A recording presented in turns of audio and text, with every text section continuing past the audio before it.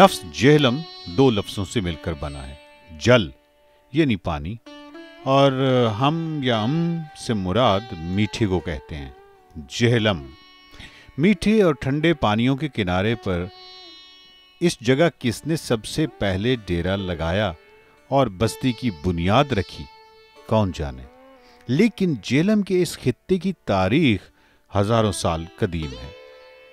ऋग्वेद में इसको ज़ताश्ता कहा गया। मुस्तनसर हुसैन तारड़ इस शहर, इसकी तारीख और गुलजार साहब की मोहब्बत में जेहलम पहुंचे। जेहलम में बुक कॉर्नर का विजिट किया।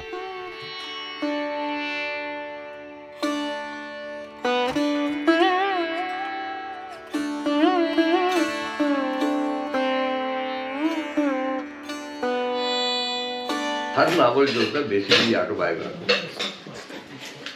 मेरी प्रॉब्लम ये है कि क्योंकि मीडिया की वजह से लोग मेरी ज़ाती ज़िंदगी को भी जानते वो पहचान जाते। अदरवाइज आपको क्या पता कि वो फलां किरदार क्या है क्या नहीं है। तो उसमें टोटल 76 कैरेक्टर हैं। वो मुझे भी नहीं मालूम था, किसी ने एमफिल किया तो उन्होंने कहा कि जी 76। और सरूर सांसी जो है उसके बारे में मुझे इल्म था, ही एग्जिस्टेड, और जिसने तज़किरा किया आई वाज फैसिनेटेड। और आप देखेंगे कि he is the central character, और वो कैरेक्टर है कि वो he doesn't believe in anything. नहीं, सेकुलर लफ्ज़ गलत है ना, he believes in nature. Mustansar Hussain Tarar के साथ इनके दोस्त भी हमराह थे। जेहलम की गलियों में घूमते फिरते रहे। एक चाय खाना पर मिली चाय को आला तरीन चाय करार दिया।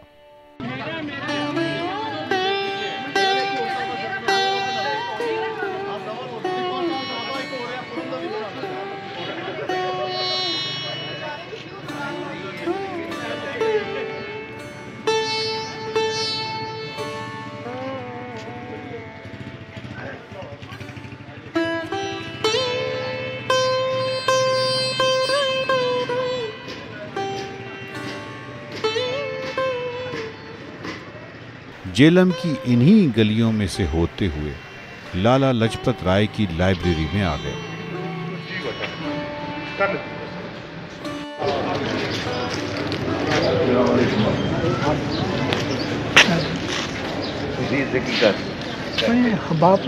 अखबार पढ़ना है। रोजाना आते की करते अच्छा, अदब का शौक है पढ़न लिखन का? बस थोड़ा अखबार पढ़ी दी है।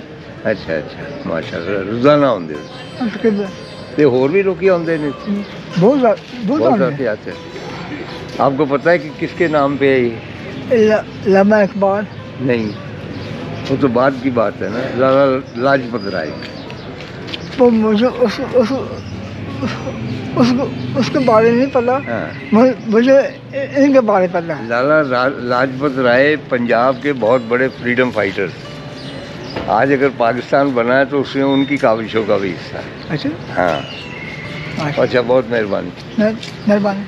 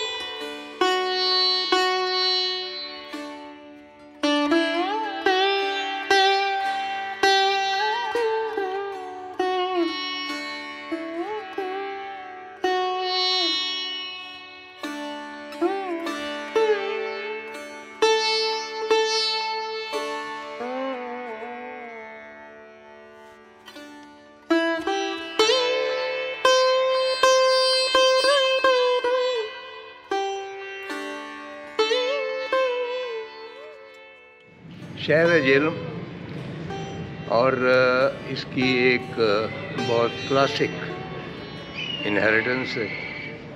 ये लाइब्रेरी जो आपने देखी लाला लाजपत राय के नाम पे है। اگرچہ اس کو بلڈ کرنے والے وہ لدا رام یا کون تھے، لیکن ان کے نام انہوں نے کر دی۔ اور لالا لاجپت رائے جو ہیں وہ بہت بڑے فریڈم فائٹر تھے، جیسا کہ آپ جانتے ہیں، اور ان کی وجہ شہرت بنیادی طور پہ یہ ہے کہ جب سائمن کمیشن آیا ہے لاہور اور وہ نامنظور کے نعرے لگے ہیں، تو لالا لاجپت رائے اس جلوس کی قیادت کر رہے تھے لاہور ریلوے اسٹیشن کے قریب۔ ان پر برطانوی سرکار نے لاٹھی چارج کیا، جن لاٹھیوں سے وہ بالآخر ہلاک ہو گئے۔ اس کے ریئیکشن میں پورے ہندوستان میں تحریک چلی کہ لالا لاجپت رائے کا جو قتل ہے اس کا بدلہ لینا چاہیے۔ چنانچہ میں تفصیل میں نہیں جاتا، لیکن جلیانوالہ باغ کا جو سانحہ ہے وہ بنیادی طور پہ لالا لاجپت رائے کے قتل سے کہنا چاہیے، کیونکہ لاٹھیوں سے وہ زخمی اتنے ہوئے کہ جانور نہ ہو سکے، وہاں سے اس نے جنم لیا۔ وہاں پہ اگر آپ جائیں جلیانوالہ باغ اپنا امرتسر، تو وہاں پہ لالا لاجپت رائے کی یادگار ہے، اور ان کو شیر پنجاب بھی کہا جاتا تھا۔ آج کل تو شیر بہت عام پائے جاتے ہیں، لیکن شیر وہ ہوتے ہیں جو آزادی کے لیے جان دے دیں، اور لالا لاجپت رائے نے ایسا ہی کیا۔ اس کو اب اقبال لائبریری بھی کہا جاتا ہے، لیکن مجھے خوشی اس بات کی ہے کہ اس کے ماتھے پر ابھی تک لالا لاجپت رائے لائبریری لکھا ہوا ہے۔ جہلم شہر کا یہ ایک کہہ لیں کہ ایک جو فراخ دلی ہے اس کا مظاہرہ ہے کہ اس کا نام اس طرح بدلا نہیں گیا۔ یہاں پہ جو سنگ مرمر نصب ہیں، تختیاں، وہ جوں کی توں ہیں، اور بہت دور سے لوگ آتے ہیں۔ میں نے سین میں دیکھا کہ بہت سارے بہت بوڑھے شخص، میں نے ایک سے بات بھی کی، وہ یہاں اخبار پڑھتے ہیں، کتابیں پڑھتے ہیں۔ اور یہ بھی میں یاد دلاتا جاؤں کہ لالا لاجپت رائے نے، میرا خیال ہے کہ ان کی ہمشیرہ تھی گلاب دیوی، ان کے نام سے لاہور میں جو ہاسپٹل قائم کیا، that is one of the best in Lahore, اور اب بھی وہ ورکنگ کنڈیشن میں۔ چنانچہ میں سمجھتا ہوں کہ یہاں پہ آنا دراصل بر صغیر کی آزادی میں حصہ لینے والے جو لوگ تھے، جنہوں نے اپنی جانیں قربان کی، ان کے ٹریبیوٹ کے طور پہ میں یہاں آتا ہوں۔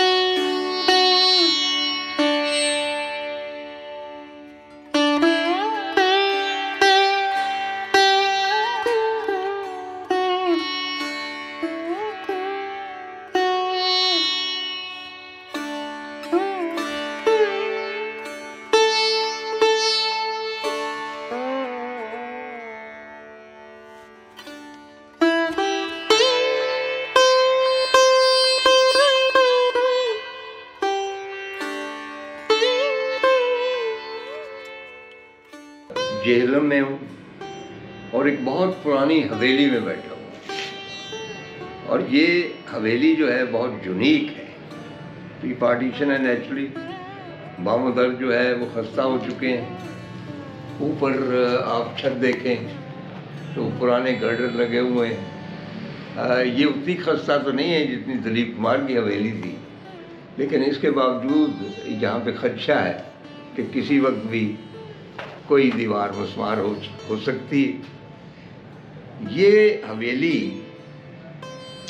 گجرال برادرز کی ہے، دو سب کانٹیننٹ کے بہت بڑے نام، اندر Kumar Gujral who became the Prime Minister of India, and Satish Kumar Gujral, who was one of the pioneer artists, sculpturists or architect of subcontinent.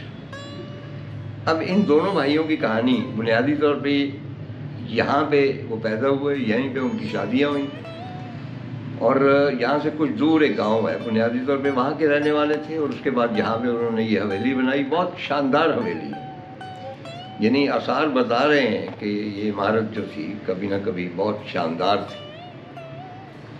تو اندر کمار گجرال جو ہے وہ جانے جاتے ہیں کہ بہت down to earth prime minister تھے انڈیا کے، اور انہوں نے پہلی مرتبہ ایک سنسیئر کوشش کی کہ ہندوستان اور پاکستان کے تعلقات بہتر ہو جائیں، اور انہوں نے ایک پارلیمانی کمیٹی بھی اس سلسلے میں تشکیل دی.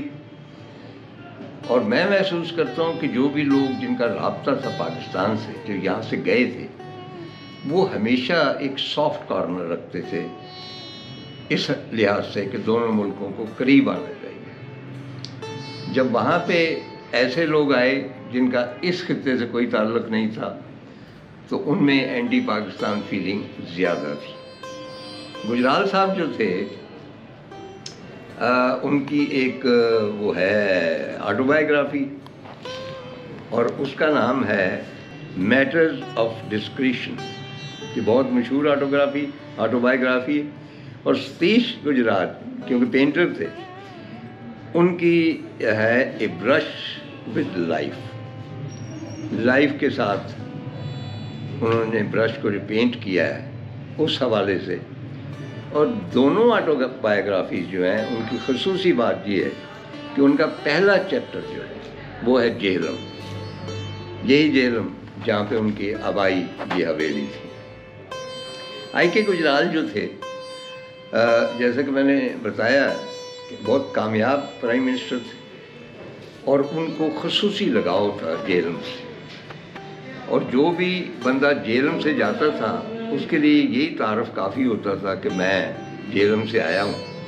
چنانچہ میرے ایک دوست گئے، میرے خیال دلی گئے، اور ان کا تعلق یہاں جہلم کے علاقے سے تھا. تو انہوں نے کہا کہ گجرال صاحب سے ملاقات کی جائے. وہ چھوٹے سے ایک فلیٹ میں رہتے تھے. He was ex prime minister of India. اور جب انہوں نے بیل دی تو ان کی خاتون خانہ آئیں، ان کو انہوں نے بتایا کہ ہم گجرال صاحب سے ملنے جا رہے ہیں، تو اور جہلم سے آئے ہیں. تو انہوں نے ان کو اندر بٹھایا. اس کے بعد گجرال صاحب تشریف لائے. اینڈ کین یو امیجن کہ جب انہوں نے ان کی اہلیہ سے پوچھا نا کہ کہاں گئے ہیں، کہنے کہ سبزی لینے گئے. تو گجرال صاحب انٹر ہوئے، ہاتھ میں وہ سبزی کا تھیلا، and he was very much surprised کہ بھائی دو مہمان آئے ہوئے ہیں. تو ان کا تعارف انہوں نے کہا کہ جہلم سے آئے.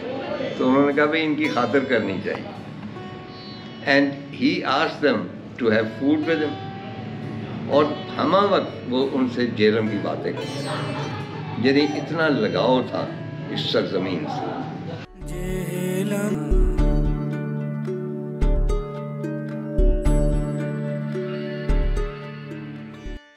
اب ستیش کمار جو ہیں، ان کی لائف ہسٹری بڑی دلچسپ ہے.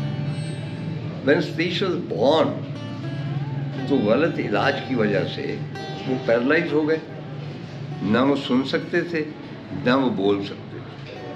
بلکہ ایک مرتبہ ان سے پوچھا گیا کہ آپ کا بچپن کیسا ہے؟ تو انہوں نے کہا کون سا بچپن؟ میرے بچپن میں سوائے درد کے، اذیت کے، اپاہج پن کے اور معذوری کے اور کچھ نہ تھا. آہستہ آہستہ ان کی ٹانگیں بہتر ہو گئیں، تھوڑا سا سننا شروع کر دیا. اور ان کے والد صاحب نے نوٹ کیا کہ ان کو ڈرائنگ میں دلچسپی ہے، چنانچہ کوئی ڈرائنگ ماسٹر رکھا گیا. And he was brilliant. آپ جانیے کہ جو لوگ معذور ہوتے ہیں کسی حوالے سے تو ایٹ ٹائمز وہ زیادہ کریٹیو ہوتے ہیں، کیونکہ ان کی کانسنٹریشن جو ہوتی ہے وہ ٹوٹل ہوتی ہے 100%. تو یہاں سے انہوں نے ڈرائنگ سیکھی. At that time he didn't know Urdu اور انگریزی، کیونکہ ایجوکیشن تھی ہی نہیں ان کی. But he got admission can you imagine کہ کہاں پہ انہوں نے آرٹ کی تعلیم حاصل کی؟ National college of arts Lahore, NCA، وہ تب میو اسکول آف آرٹس کہلاتا تھا، وہاں پہ وہ داخل ہوئے اور وہاں پہ انہوں نے تعلیم حاصل کی.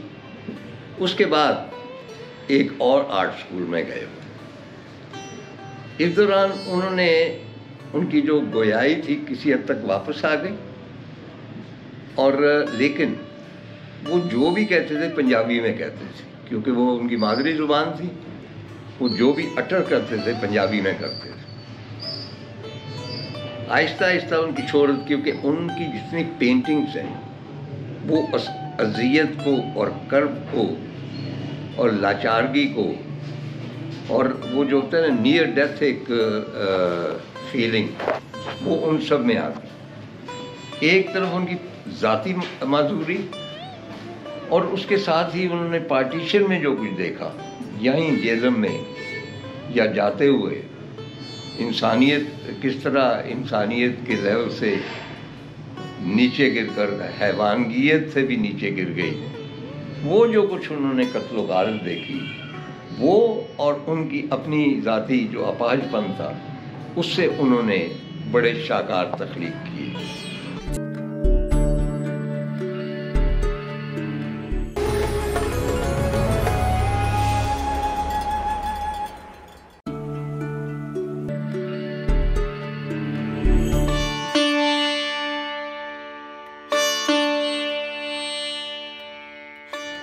جی ہاں، یہ وہی جہلم ہے پس منظر میں جو اپنا کنارہ ڈھونڈتا تھا.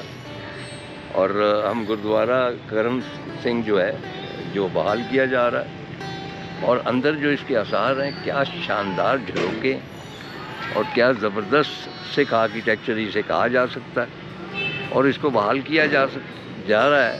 اینڈ آئی ہوپ کہ اپنی اوریجنل شیپ میں جب جائے گا تو جہلم کی سب سے خوبصورت یہ عمارت قرار پائے گی. ایک اور حقیقت میں عرض کرنا چاہتا ہوں جو مجھے بتائی گئی یہاں پہ، کہ یہاں جو سکھ یاتری آتے تھے وہ دریائے جہلم پر سے دور دراز سے جو گاؤں تھے اس کے کناروں پر کشتیوں پہ بیٹھ کے آتے، اور یہاں پہ کشتیاں کو لنگر انداز ہوتی تھی، اور یہ اس کا فرنٹ تھا، اور یہاں سے وہ یاتری چل کے آتے.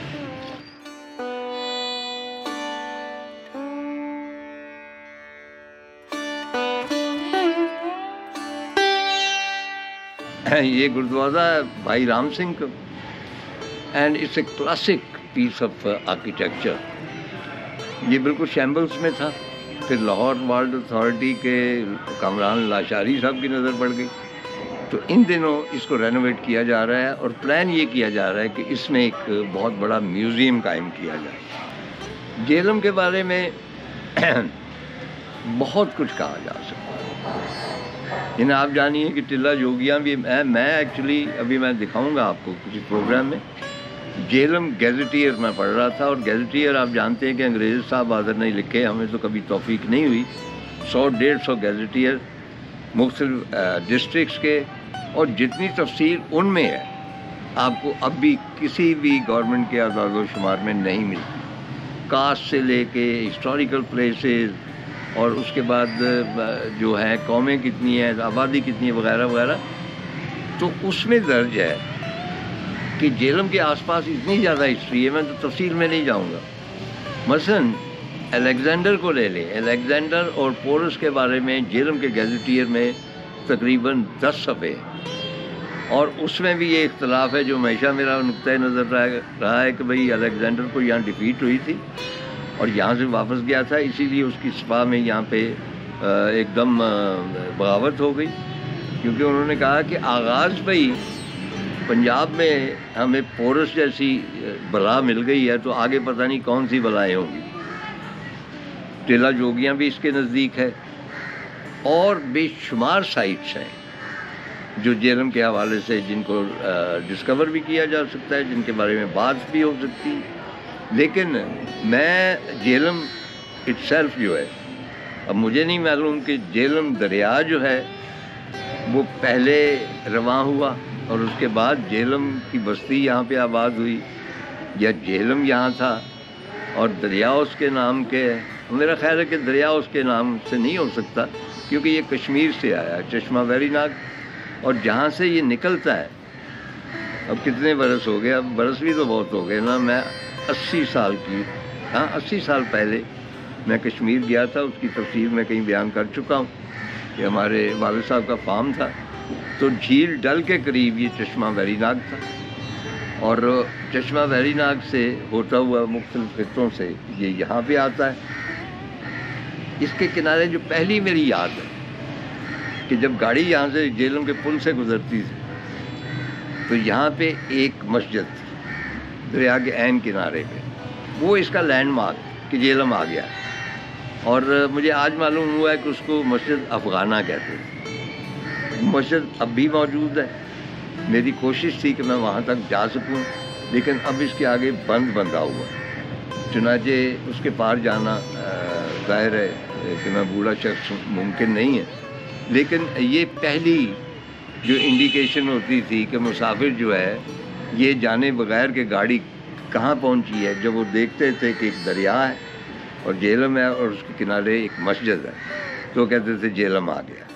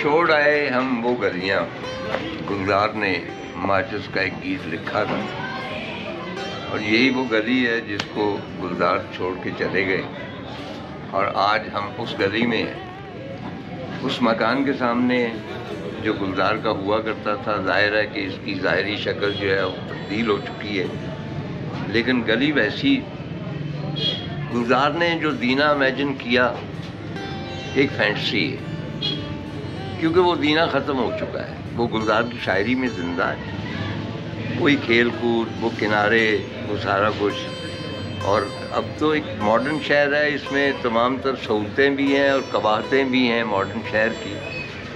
ہوتا یہ ہے کہ بھئی ہر شخص جو کم از کم میری عمر کا، ماشاءاللہ وہ تو مجھ سے سینئر ہے، وہ جس جہان میں رہتا ہے، مثلا میں پرانے لاہور میں رہتا ہوں، آج اگر میں دیکھتا ہوں تو وہ لاہور وہ نہیں ہے، میں ابھی اسی لاہور میں زندہ ہوں۔ اسی طرح گلزار صاحب بھی انہی گلیوں میں پرانے دینے میں زندہ ہے۔ اب ان کی کتاب جو ہے میں اس کے ایکسٹریکٹ کچھ پیش کروں گا، کیونکہ رات ہو گئی ہے، اور آپ جانیے کہ وہ کیا کہتے ہیں کہ ہمارے لیے کلی یار کی، یہ جھوک رانجھن کی، یہ ہم نے چناب نہیں کراس کیا، جیلم کراس کیا ہے، یہ کلی یار جو ہے یہاں تک پہنچنے کے لیے۔ تو اسی طرح ہی یہ جو کتاب میں آپ سے تذکرہ کر رہا تھا، زیرو لائن پر قدم، یہی ہے میرا خیال ہے، وہ ساری کی ساری دینے سے بھری ہے، یعنی ذکر جیلم کا اور رات پشمینے کی اور مطلب رات دینے کی، مطلب ہے کہ ان کے تمام جو شاعری ہے اس کا جنم یہاں سے ہوا ہے، ان کے مختلف ایکسپریشنز، میں بہت ساری فلموں کے بھی حوالے دے سکتا ہوں، پوئٹری کے، میرا خیال کم از کم 40-50 ان کی نظمیں ہیں جن میں دینہ کا حوالہ ملتا ہے۔ تو بے شک سارا کچھ بدل چکا ہے، لیکن ایٹماسفیئر جو ہے جب اس کو آپ فیل کرتے ہیں، اور انہوں نے کہا تھا کہ میں سجدہ کرتا ہوں اس کو، میں نے کہا ان کو، میں نے میسیج جب دیا کہ میں جا رہا ہوں تو انہوں نے کہا کہ میرا سجدہ وہاں پہ پہنچا دیا جائے، تو یہ سجدہ یہاں پہنچ گیا ہے، اور مجھے یوں لگتا ہے کہ گلزار گئے نہیں ہیں، وہ ہمارے ساتھ ہیں. اور کیا عرض کروں کہ وہی کہ آپ جو گلیاں چھوڑ گئے تھے، ہم ان گلیوں میں آپ کے لیے آئے ہیں اور آپ کو یاد کریں. اچھا، یہ ہم گلزار کی گلی میں داخل ہو رہے تھے تو طارق صاحب سے ملاقات ہو گئی، اور ان کے والد صاحب یہاں موجود تھے جب گلزار آئے تھے. اور نہ صرف یہ کہ یہ گلی میں ہمیں لے کے آئے، بلکہ اس کے باہر ان کی دکان ہے، اور دکان وہی ہے جو گلزار صاحب کے آباء و اجداد کی تھی. کپڑے کی دکان، جی کپڑے کی دکان تھی. اور مجھے ایک بات یاد آئی ہے کہ مجھے معلوم نہیں کہ کس نے، کیونکہ گلزار نے اپنی بیٹی کا نام بوسکی رکھا، تو کسی نے مذاق سے کہا کہ گلزار تمہیں اور کوئی کام نہیں سوچا، ایک کپڑے کا نام رکھ دیا. تو اگر تمہارے بیٹا ہوتا تو اس کا کیا نام رکھتے؟ تو گلزار نے کہا اس کا نام میں لٹھا رکھتا، کیونکہ ان کا ہوائی کاروبار یہی تھا. اچھا، تو آپ کے والد صاحب ان سے ملے؟ جی پڑھتے رہے ہیں، اکٹھے پڑھتے رہے ہیں والد صاحب. اکٹھے پڑھتے رہے. بلکہ وہ اسکول جاتے ہوئے جب آئے تھے گلزار صاحب آخری دفعہ، تو وہ بلکہ وہ میں سن رہا تھا ان کی باتیں آپس میں کہ ہم آج بستے کے بغیر جا رہے ہیں اپنے اسکول کی طرف. بستہ ہم ساتھ نہیں لائے. اتنے یہ دیکھیں کیا امیجری بن رہی ہے کہ دو بہت بوڑھے شخص اور وہ اسکول کی جانب جا رہے ہیں، اینڈ دے بیکم چائلڈ. وہ اپنے بچپن میں چلے گئے ہیں اور ایک دم ان کو احساس ہوا کہ پہلی مرتبہ زندگی میں ہم بستے کے بغیر جا رہے ہیں. اچھا، اور کوئی بات جو اس کے علاوہ جب جا رہے تھے اسکول کی طرف ہی تو راستے میں ایک پرانے زمانے میں چکی، آپ لوگ سمجھتے ہوں گے، ہمیں تو آٹے کی کوئی چکی ہوتی تھی، وہ آپ پیٹر انجن چلتا تھا، پھر اس کے اوپر پانی جب تو وہ اس کے نیچے نہانے کا بھی انہوں نے ذکر کیا کہ یہ جگہ ہے جہاں پہ وہ چکی ہوتی تھی، اوپر سے پانی گر رہا ہوتا تھا. تو ہم تو یہ جگہ ابھی موجود ہے؟ اب وہ اس کی جگہ موجود ہے لیکن وہ چیزیں نہیں ہیں. چکی نہیں ہے میرا خیال. انہوں نے چکی کے حوالے سے بھی کچھ، وہ پرانے زمانے میں جب وہ جاتے تھے ادھر تو پھر ظاہر ہے وہ ذہن میں تو آتا ہوگا. اچھا، یہ جو دکان ہے آپ کس چیز کی دکان کرتے ہیں اس سے؟ ویسے وہ دکان جو ہے میرے کزن کے پاس ہے. نہیں، کس چیز کی دکان ہے؟ سویٹ سگریٹس وغیرہ. اچھا، اور اس زمانے میں کپڑے کی دکان؟ جی پہلے ان کی کپڑے کی دکان تھی، اور پیچھے یہی گھر تھا ان کا. اچھا، آگے وہ دکان تھی اور ساتھ ہی. اور وہاں پہ کون بیٹھتا تھا؟ ان کے والد صاحب؟ مکھن سنگھ نام تھا ان کا. ان کے والد صاحب کا میرے حساب سے مکھن سنگھ. اچھا، کیونکہ مکھن سنگھ ابھی میں ڈیفینیٹ نہیں ہوں کہ ان کا والد کا یہی نام تھا، میں چیک کروں گا. ان کے بارے میں مشہور ہے کہ وہ بہت دور دور تک جاتے تھے، اور یہ مارکیٹ تھی، کراس مارکیٹ دینا میں بہت دور دور سے لوگ صرف کپڑا خریدنے آتے تھے. مستنصر صاحب میں ایک قطع کلامی ہے. بات یہ ہے کہ یہ 7 گاؤں ہیں ان کا. کرلا ایک ہمارا ہے اسی روڈ پہ کرلا، یہ بیسکلی وہاں سے بلانگ کرتے تھے. وہ آپ والی بات 100% کریکٹ ہے کہ وہ مارکیٹ میں ان ہونے کے لیے وہ انہوں نے یہ جگہ لی اور یہاں پہ وہ رہائش پذیر ہوئے. پھر بزنس بھی وہ کرتے رہے.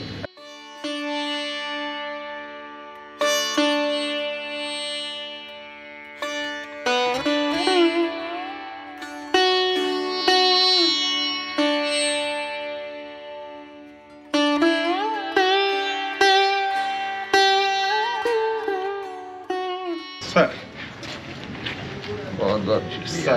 سلامت. یہ کیسے آپ نے؟ یہ گلزار صاحب کا فون آیا اور ان کی خواہش تھی کہ طارق صاحب آ رہے ہیں میرے گھر پر، تو یہ میری طرف سے ان کو جہلم کا گڑ پیش کیا جائے، خاص میووں والا. دراصل اس طرح لوگ مقدس مقامات پہ جاتے ہیں اور کھجوریں لے کے آتے ہیں. میرے لیے اس کا بھی تقدس اتنا ہی ہے، اور اگرچہ میرے دانت جو ہیں وہ رہ گئے ہیں اور اس میں میوے ہیں، لیکن گلزار کے نام سے اگر کوئی سوغات آتی تو یہ تو نہیں کہ میں چکھے بغیر یہاں سے جاؤں.